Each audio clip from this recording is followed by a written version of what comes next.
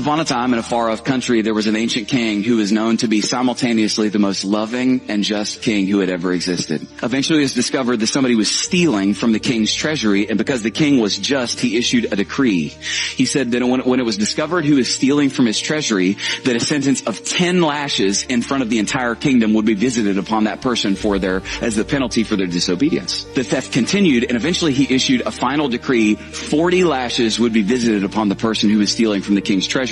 But watch this, 40 lashes was a death sentence. So he issued a death sentence. As weeks went by, it was eventually discovered that none other than the daughter of the king was the one who was stealing from his treasury. When that was discovered, a question began to ripple through the kingdom.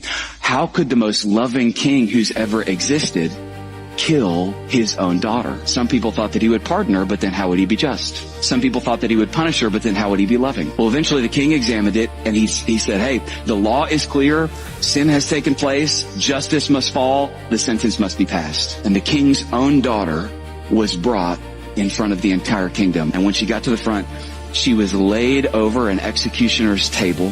She was tied to the table. The executioner ripped open the back of her shirt and stepped back. But just as the executioner lifted his whip to issue the first lash, the king stood up from his throne and he yelled, "Stop!" Silently, the king walked forward, bent over his daughter, wrapped his body around his daughter on the stump, ripped the shirt off of his own back, looked back at the executioner and said, "Now hit her." The executioner objected. "King, I can't hit her without hitting you. Now hit her." 40 lashes fell upon the back of the king over the back of his daughter, and the king died, and the girl went free. That was done for you.